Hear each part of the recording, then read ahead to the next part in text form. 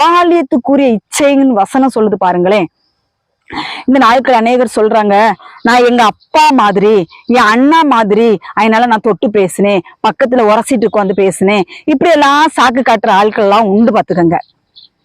இப்படிப்பட்ட அசுத்த தொடுதல் தான் பாலியத்துக்குரிய இச்சைகளை கொண்டு விட்டுருன்னு வேதவசனம் சொல்லுகிறது.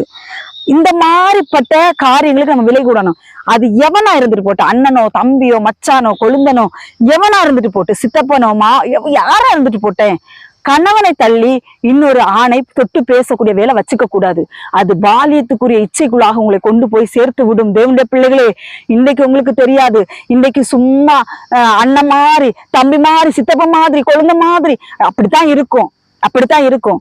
அது போக போக உங்களை பாலியத்துக்குரிய இச்சைக்குள்ளாக உங்களை கொண்டு தள்ளிவிடும் என்று கர்த்தராகிய இயேசு கிறிஸ்து சொல்கிறார். இப்படிப்பட்ட அருவருப்பான காரியத்தை விட்டு விலகு என்று தேவனாகிய கர்த்தர் சொல்கிறார்.